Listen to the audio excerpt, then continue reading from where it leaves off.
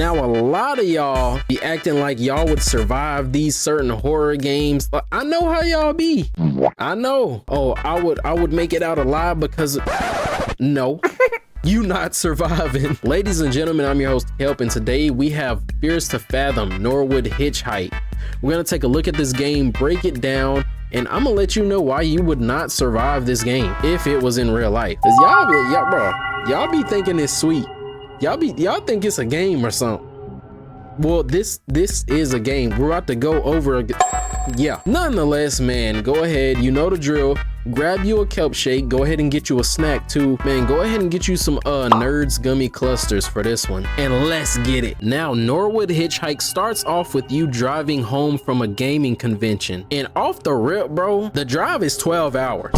And a lot of y'all ain't even surviving that. I'm gonna keep it real with you. Like, I'm not even taking that drive. Bro, the longest I've ever driven one way is like 6 hours. And I will never do that again. Oh my gosh, dude. Like, it sounds so like fun at first. Like, bro, I'm in the car driving. I got so much time on the road. Like, bro, I'm listening to all kind of music and podcasts and freaking Reddit stories on TikTok, bro. Like, but after probably like 3 hours, it's like, bro, you start getting tired. You want to get up and walk around. Like, yeah, bro, 12-hour drive, that's devastating already. So yeah, about halfway through your drive, you notice that you're low on gas and you decide to stop at a gas station. Now, hold on. Before you get to the gas station, bro, you catch a little glimpse of somebody walking into the woods. Like, what is he doing out here, bro? I'm telling, bro, let me see that in real life. I am spooked. Cause he out in the middle of nowhere and he just walking. So yeah, like if I see that, it's a wrap, bro. Like, you know how fast I'm getting my gas and getting up out of there?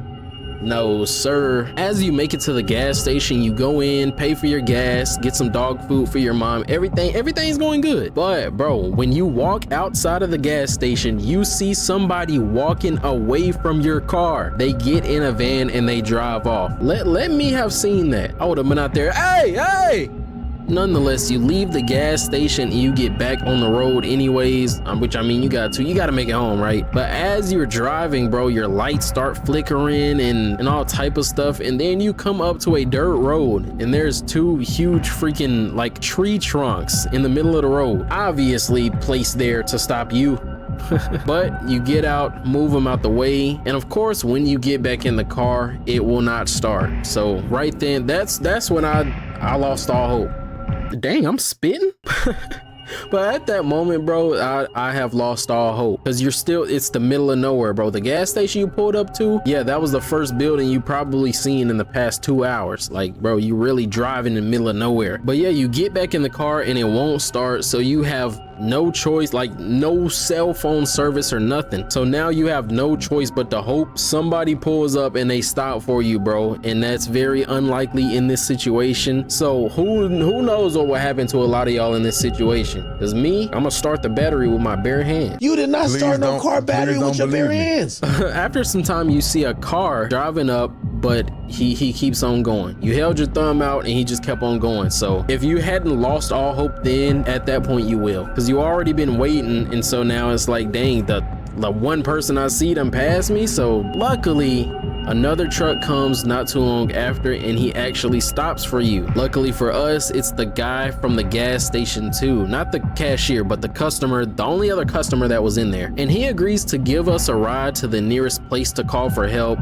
So we throw our stuff in the back of the truck and we set off. As you get to the motel, you already start to notice that something's off. Like, the guy in the front lobby, he's already giving you some weird vibes. So, but I mean, you don't have a choice, bro. You literally don't have a choice in this situation. Like, it's not like you can't call no Uber. They ain't had no Uber back in the day. So the guy, he gave you a ride. He really didn't even want to in the first place, but he gave you a ride anyways. And this is where you are. You have no choice. You got to get a room. You go into your room. You know, it's a nice little cozy room, nothing crazy at all. But as you open the bathroom door, it's somebody standing right there looking at you, bro. And some of these jump scares, like, it's realistic, bro. Like, this is something that can really happen. Somebody could just be hiding in there waiting on a guest to come in, bro. In that moment, like I might have a heart attack. Like, I'm not lying to you, bro. That might that might make my heart stop, bro. Because you're not expecting that at all. You not, like, even as I was playing this game, I was not expecting that whatsoever, bro. Like, Fears to Fathom, they don't get you with a bunch of jump scares, but the ones they hit you with, they hit hard, bro. They genuinely come when you least expect it, and I love that about this game, because they don't overdo it, but they do it just right.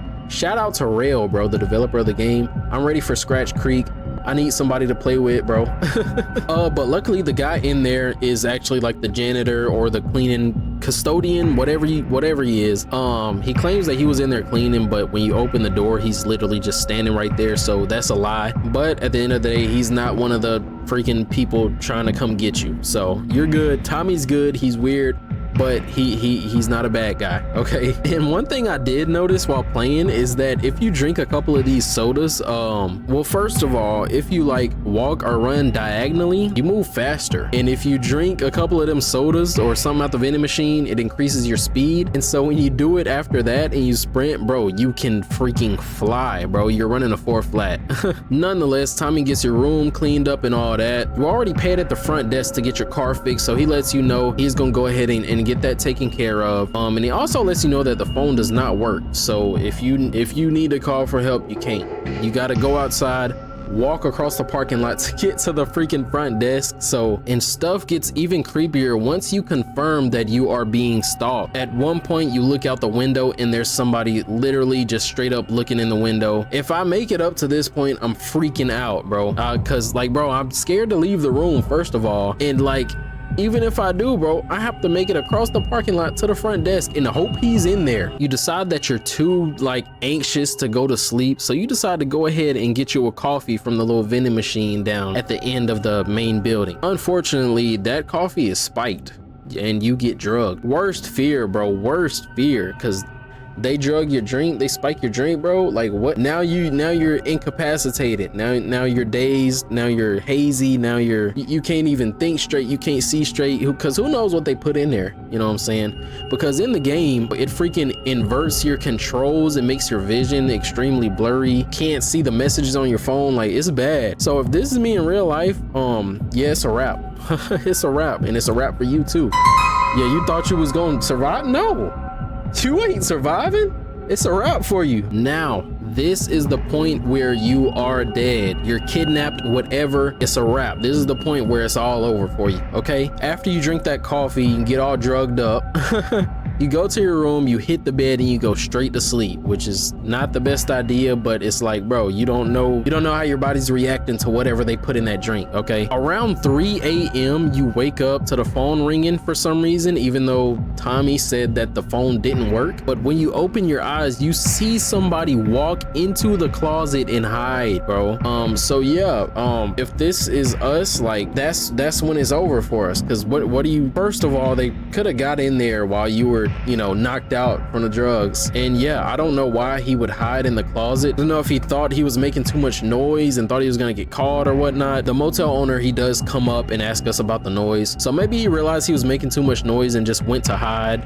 But yeah, bro, in real life, he probably wouldn't do that. He would have just like cut your throat right then and you're dead. So yeah, that's the point where you're a goner. No matter what way you slice it, it's over with, okay? So the motel owner comes in, he asks you why you making all this noise, and it wasn't even us, right? But yeah, he gets super mad, bro. He got anger issues, you know, he needs anger management classes, you know. He asks you about the noise and you tell him about the coffee machine, and you go over there and it's freaking gone. They got that coffee machine in and out without nobody else noticing, and you're the only one that drunk out of it, presumably. Don't know how they did that, but that's some crazy work. I ain't go. They was dedicated. They were dedicated, bro. Cause bro, this is something, and I've said this in like 2 of my other videos too, bro. They brought in a whole coffee vending machine, bro. How dedicated are you? Oh, but yeah, the vending machine's not there. So the guy tells you go back to your room, and he tells you to look in the drawer beside the TV, and he wants you to pop pop whatever pills is in there. I know some of y'all gonna do it. Some of y'all gonna do it. I know. Me, I'm not taking no medication from no rundown motel that takes cash only. I forgot to mention that, bro. When you get there, he says cash only. So that's a red flag already. But again, you have no choice. You're stuck there. Not to mention the fact that when you go back into your room, the guy that was in the closet is gone. So that's something else weird. I don't think somebody in real life would do that, which these are based off real events. So you never know what kind of people you're dealing with. But more than likely, if they get in there, he's not just gonna leave. He's staying in that closet. And when you walk in, he's gonna like come up behind you and snap you. But yeah, nonetheless, one of the guys, they come up to your door knocking, talking about he needs some help with something, but you don't open the door, which that's real. Some of y'all gonna open that door. You decide not to open the door, so he decides he gonna break the door down and get in anyways. And you go and you run and hide in the closet. Out of the very few hiding spots in the room, that's the absolute worst one. Like go in the bathroom and lock the door at least. Hide under the bed or something. Either way, you're gonna get caught. But the closet is by far the worst spot to hide. So but somehow our protagonist manages to hide and stay safe, and then the motel owner comes in and he just puts hands on the guy in the game. The guy's kind of stupid. Like he's looking everywhere. He's looking like it's places where you would not be at. I don't know what he was looking for. The bathroom was the smartest place he looked, but he took way too long in there. Like it's not that big, bro. Why is he looking in there for that long? But yeah, the motel owner comes in, he puts paws on the dude, and you know, eventually you make it through the night. Your car gets fixed in the morning and you are able to make it back home. So yeah, bro, that was just a little breakdown on this game, and I just wanted to let you know why you wouldn't survive. Because me, I'm surviving because I'm just built different. Like I'm cut different than y'all. Like really, like let me chill out because I'm dead.